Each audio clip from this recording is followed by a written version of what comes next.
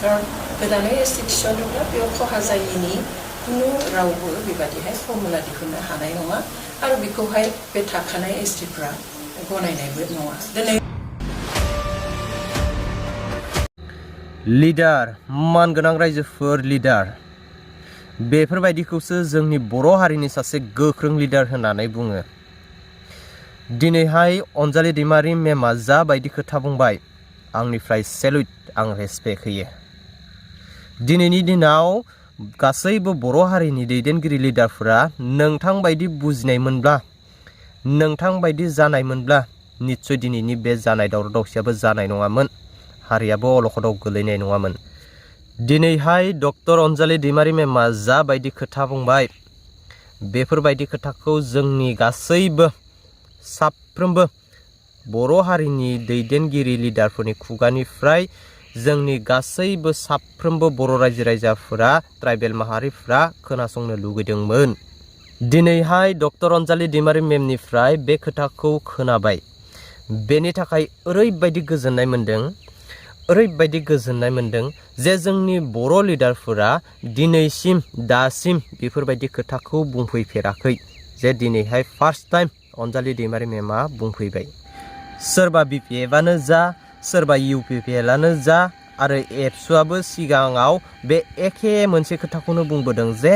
थाखानाय एसटिआ खहा जायालासिनो 6टा जनजातिनि एसटि होनायाव जेबो अबजेक्सन गैया होनना। बिथांमोना माबे संबिधानाव नुनो मोनखो आरो बिथांमोना माबे संबिधानजों थाखानाय एसटिआ खहा जायाजासेनो एसटि होनो नागिरखो आरो बबे संबिधानाव लिरनाय दं जे एसटिआ मोनथाम मोनब्रै दं होननानै। आं मोनथिनाय बायदिब्ला अल भारत संबिधानाव एसटिआ अनलि फर मोननैल' दं, बेनो जादों एसटि प्लेन आरो एसटि हिल्स। बिथांमोना माबे दिमागजों बेफोरबायदि खोथा बुंबाय दं जे थाखानाय एसटिआ खहा जायाजासे 6टा जनजातिनो एसटि होनायाव जेबो अबजेक्सन गैया होननानै। बेवहाय जेबो खहा जायैनि खोथायानो फैया। एसटि जादोंब्ला 100% खहाया जाखागोन, मानो होनब्ला अल भारत संबिधानावनो एसटिआ मोननैल'खा, बेनो जादों एसटि प्लेन आरो एसटि हिल्स।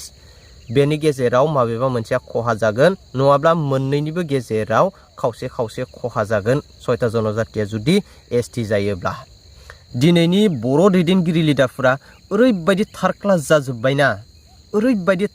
जाजोब्बाय माने बिथांमोना जातिखौबो सिनायनो रोंलिया आरोना। दिनैहाय अनजालि दैमारी मेमा फार्स्ट टाइम बेफोरबायदि खोथाखौ बुंफैदों, नोंथांमोना खोनासंलांबानो जाबाय। आथिखालाव आसामाव थाखानाय जा मोन 14 स्केड्युल ट्राइब दङ बिसोरनि जेबो खहा जायालासेनो गोदान जा मोनद' हारिफोरनोहाय गोदानै एसटि होनो नागिरनाय बाथ्रा, बेनि बेलायाव बुंगासिनो जे जेबो खहा जायालासिनो थाखानाय मोन 14 स्केड्युल ट्राइबफोरहा एबा ट्राइबेलफोरहा जेबो खहा जाया आरो खहा जायै बायदि गोदानै बिसोरखौ थिसनो। बेयाव खुनु आसलते जुक्ति गैया, खुनु बेबादि फर्मुला थानोनो हाया। खारन भारतनि संबिजितावहाय मोनसेल' एसटिनि बाथ्रा दङ, बेवहाय बे खहा जायैनि बाथ्रायानो गैया। बेनिखाय जों सानो जे बिथांमोना जायफ्रा नागिरदों बिथांमोना ओबिसि हिसाबै दङ, ओबिसि हिसाबैनो बिथांमोनखौ मर पावार होनांगौ, जिखिनि बिथांमोननि जौगानायनि राहा लामा बेफोरखौ नागिरनानै होनांगौ। आरो गुबैयै बिथांमोना मानि थाखाय एसटि नागिरदों, स्केड्युल ट्राइब जानो नागिरदों, बेखौहाय आइडेन्टिफाइ खालामनांगौ जाहोनफोरखौ,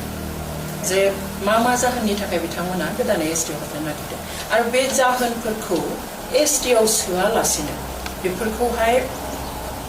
माबादिहाय सल्भ खालामनो हागोन,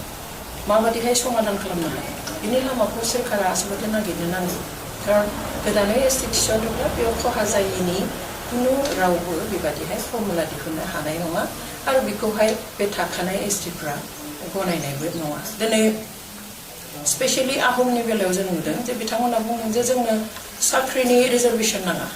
आरो एडमिसननिबो रिजार्भेसन नाङा, अब्ला मानि थाखाय एसटि जानो नागिरदों? बिथांमोना क्लियारलि बुंदों जे जोङो आसामखौ बासायनो थाखाय। आसामखौ बासायनो थाखाय एसटि नङा, बिथांमोना आसाम एसेम्ब्लियाव आयेन आफादावहाय आयेन दाहोनो थाखायसो नारसिननो नांगौ जे माबादि आयेन दायोब्ला आसामखौ बासायनो हागोन आसाम बिधान सभा दङ एसेम्ब्लि दङ सोरखार दङ थ' बेयावहाय ओरैबायदि खान्थि दानांगोन ओरैबायदि ल' दानो नांगोन आरो बिनि गेजेरजोंनो मा खालामनो हागोन बिथांमोना जेखौ गिदों जे दिनै असमखौ बासायनो हाला गोदान ल' लाबो एसेम्ब्लियावहाय असमखौ बासायनो हागोन गोदान ल' लाबो आसामनि हारिमुखौ बासायनो हागोन गोदान ल' लाबो आसामनि रावखौ बासायनो हागोन गोदान ल' लाबो आसामनि हा हुफोरखौ बासायनो हागोन एसटि जानानै बेफोरखौ बासायनो हानायनि लामा गैया आरो जुदि बेखौनो हायोमोनब्ला दिनै जों मोन 14 एसटिफोर दंखायो अब्ला मानो हायाखै आरो बे मोन 6 माहारिफ्रा एसटि जानानै बोरै आसामखौ बासायो बेवहाय जों नुनायाव बेयो जोंखौ नाख्रेबनायनिसो मोनसे साननाय बादि नुहुरो नाख्रेबनो थाखाय लानाय मोनसे थांखि बेवहाय बेखौ जुदि जाहोयोब्ला जों जोंनि इयुनखौ स्पेशली इयुन जोलैनि इयुनखौ जोङो खोमसि खालामना होनाय जागोन बेवहाय जोंनि जायफोर दैदेनगिरिफोर बिथांमोनाबो साननो नांगोन सोरखारा माबा मोनसे साननानै माबा मोनसे मावोब्ला बे आलादा खोथा रायजो सोरखार आरो सेन्ट्रेल सोरखार खिन्थु जोंनि गावनि जाय राजखान्थियारि गोहोखौ जोङो थै जिउ होनानै मोनदों बे राजखान्थि गोहोआव थानाय जोंनि दैदेनगिरिफ्रा जाहाथे बेबायदि एनअसि होनानै बा गेजेर गेजेर खोथा बुंनानै जाहाथे जोंनि जा थाखानाय मोनखानाय जोंनि रैखाथिनि थाखाय जि जोंनो मोनसे दाहाल बादि होनानै दोनदों बे स्केड्युलखौ जाहाथे खोमानानै लाया दिनै आंफ्रा बुंनाय बादि पस्ट राजबंसिखौबो आं दाख्लै बुंदों जे बिथांमोनाबो बुंदों जोंनो साख्रि आरो एडमिसननि बेलायाव जोंनो रिजार्भेसन नाङा जोंनो हानि मोन्थायनि थाखायसो एसटि मोनो हानि मोन्थायनि थाखाय बिथांमोना एसटि गैया नाथाय दिनै जोंहानो दिनै एसेबां बोसोर जों आंथ' जोनोमनिफ्राय नांगौखौ एसटि होननानै मिथियो स्केड्युल ट्राइबनि सिङाव बर'फ्रा होननानै मिथियो अब्ला थेवब्लाबो जोंहा दिनै हानि जेबो रैखाथियानो गैया दिनै ट्राइबेल हिसाबै जोंहा ट्राइबेल बेल्ट एन्ड ब्लक दङ खिन्थु बे ट्राइबेल बेल्ट एन्ड ब्लकआव सारा आसामनि जितु ट्राइबेल बेल्ट एन्ड ब्लक दङ बिनि 5,25,000 बांसिन बिघा हाया दिनै बेदखल जानानै दङ नन ट्राइबेलफोरा हाबनानै दङ बा एसटि जानानै जों दिनै ट्राइबेल बेल्ट एन्ड ब्लकआव मा रैखाथि मोनो दिनै बिटिसिनि मोनबा डिस्ट्रिक्टआवहाय 80,000 बांसिन माने बिघा 80,000 बिघानिख्रुइबो बारा हाखौ दिनै नन ट्राइबेलफ्रा कब्जा खालामनानै दङ बा बेदखल खालामनानै दङ दिनै हाइकर्टआव केस खालामबाय हाइकर्टआ अर्डार होबाय जे ट्राइबेल बेल्ट एन्ड ब्लकनि बे नन ट्राइबेलफ्रा बेदखल खालामना थानायखौ एडिट खालामनांगौ होखारनो नांगौ नाथाय खालामाखिसै दिनै 2019 मायथाइनि 30 डिसेम्बराव मोनसे अर्डार होदोंमोन हाइकर्टआ डिसिफोरखौ दिनै बिटिसि सरकारखौ आसाम सरकारखौ जे बे दखलि जायफोरा आयेन बेरेखायै ट्राइबेलफोरनि हाखौ दखल खालामनानै होदों बेफोरखौहाय गासैखौबो होखारनो नांगौ आरो बे हाफोरखौ उदां खालामनानै ट्राइबेलफोरनो होफिननो नांगौ दिनैसिम खालामाखिसै अब्ला बिथांमोना एसटि जानानैनो हानि रैखाथि मोनदों होननानै बोरै सानदों बेनिखाय